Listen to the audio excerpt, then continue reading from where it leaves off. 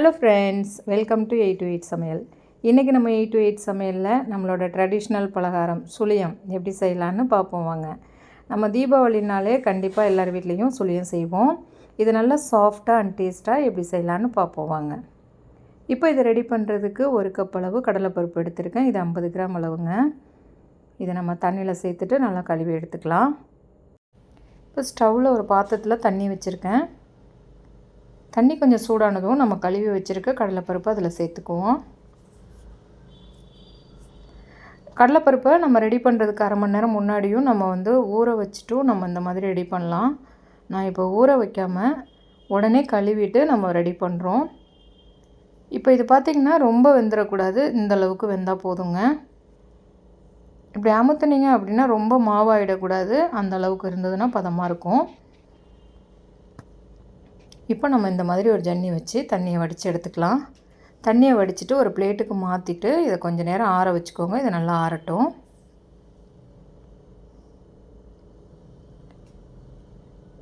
பாருங்கள், நல்லா ஆறி இருக்குது. இப்போ நம்ம இதை ஒரு மிக்ஸி ஜாருக்கு மாற்றிட்டு நம்ம அரைச்சிட்டு வந்துடலாம்.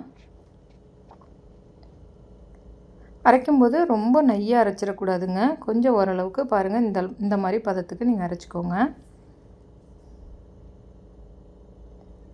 நம்ம ரொம்ப வேக வச்சிட்டோம் அப்படின்னா ரொம்ப மாவு மாதிரி ஆகிடும், ரொம்ப கொலன்னு இருக்க மாதிரி ஆகிடும். இப்போ கடலைப்பருப்பு எடுத்த அதே கப்பில் 1 கப் அளவு சர்க்கரை எடுத்திருக்கேன், அதாவது உடைச்ச வெல்லம் எடுத்திருக்கேன். இப்போ இதில் ஒரு 1/4 கப் அளவு தண்ணி சேர்த்துட்டு நம்ம இதை பாகு ரெடி பண்ணிக்கலாம். பாகு ரொம்ப கம்மி பதம் அதெல்லாம் தேவையில்லைங்க. ஓரளவுக்கு நல்லா கொதிச்சுட்டு இந்த பதம் வந்தாலே போதும். ஒரு திக்னஸ் மாதிரி இருக்கு இல்லையா, இந்த பதம், இந்த கன்சிஸ்டன்சி வந்த உடனே நீங்கள் அடுப்பு ஆஃப் பண்ணிக்கோங்க. இப்போ பூரணம் ரெடி பண்ணுறதுக்கு ஒரு கடாய் எடுத்திருக்கேன். கடலைப்பருப்பு எடுத்த அதே கப்பில் 1 கப் அளவு தேங்காய் எடுத்திருக்கேன். இதை ஒரு 2லேருந்து 3 நிமிஷம் நம்ம நல்லா வதக்கிக்கலாம். அடுப்பை லோ ஃப்ளேமில் வச்சுக்கோங்க. பாருங்கள், இந்த அளவுக்கு நல்லா வதக்கிக்கோங்க. இப்போது நம்ம ரெடி பண்ணி வச்சுருந்தோம் இல்லையா, அரைச்சி வச்சுருந்தோம் அந்த கடலைப்பருப்பை இதில் சேர்த்துடலாம். சேர்த்துட்டு ஒரு தடவை நல்லா கலந்து கொடுங்க. இது கூட ஒரு பிஞ்சளவு உப்பு சேர்த்துக்கோங்க. இது ஸ்வீட்டை ஹைலைட் பண்ணி கொடுக்கும். 3 ஏலக்காய் தட்டி வச்சுருக்கேன், அதையும் சேர்த்துக்குவோம். சேர்த்துட்டு ஒரு தடவை நல்லா கலந்து விட்டுட்டு இப்போ நம்ம ரெடி பண்ணி வச்சுருக்க பாகு இதில் சேர்த்துடலாம். சேர்த்துட்டு இதை நல்லா மிக்ஸ் பண்ணி விடுங்க. அடுப்பை லோ ஃப்ளேம்லேயே வச்சு நல்லா மிக்ஸ் பண்ணிக்கோங்க.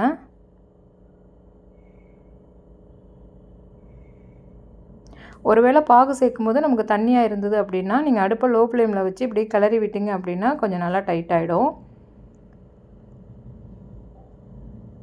இப்போ நம்ம எடுத்துருக்க அளவு ரொம்ப கரெக்டாக இருக்குங்க. பாருங்கள், கரெக்டாக பூரணம் ரெடி ஆகிடுச்சு. அவ்வளோதான், நம்ம இப்போ உள்ளே வைக்கிற பூரணம் ரெடி பண்ணியாச்சு. இது கொஞ்சம் ஆறின பிறகு கொஞ்சமாக இந்த மாதிரி எடுத்துக்கோங்க. எடுத்துகிட்டு கையில் வச்சு நல்லா அமுத்தி கொடுத்து இந்த மாதிரி ஒரு பீடா சைஸ்க்கு ரெடி பண்ணிக்கோங்க.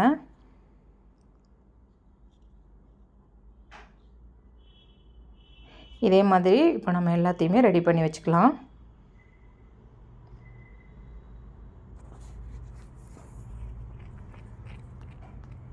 இப்போ 50 கிராம் கடலைப்பருப்பு எடுத்துருக்கோம். நமக்கு ஒரு 15லேருந்து 20 உருண்டை போல் கிடைக்குங்க. நான் மீடியம் சைஸ் உருண்டையாக எடுத்திருக்கேன். இது இருக்கட்டும். இப்போ நம்ம மாவு எடுத்துக்கலாம். 2 கப் அளவு மைதா மாவு எடுத்திருக்கேன். கொஞ்சமாக அதில் உப்பு சேர்த்துக்குவோம். சேர்த்துட்டு இப்போ இதுக்கு கொஞ்சமாக தண்ணி சேர்த்துட்டு நம்ம கரைச்சிக்கலாம்.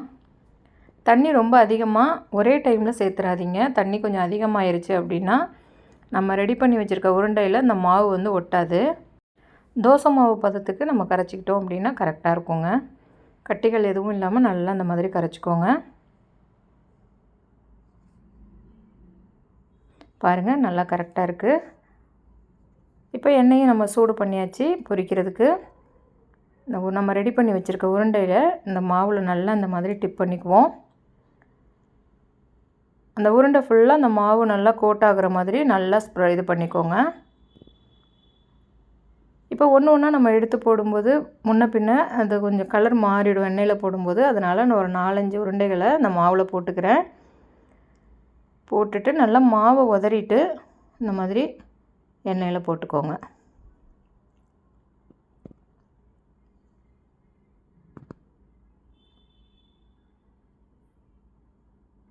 அடுப்பை மீடியம் ஃப்ளேமில் வச்சுக்கோங்க. போட்ட உடனேயே நம்ம திருப்பி விடக்கூடாது. கொஞ்சம் ஒரு சைடு வெந்ததுக்கப்புறமா நம்ம திருப்பி விட்டுக்கலாம். ரொம்ப கலர் மாற விட்டோம் அப்படின்னா நம்ம மேலே சேர்த்துருக்கிறது மைதா கோட்டிங் அப்படிங்கிறதுனால ஆறுனப்புறம் நமக்கு சாப்பிடும்போது கொஞ்சம் ரொம்ப ரஃப் ஆகிடுங்க. சாப்பிட்றது ஹார்டாக இருக்க மாதிரி இருக்கும். கொஞ்சம் கலர் மாறின உடனே நம்ம வந்து வெளியில் எடுத்துடலாம்.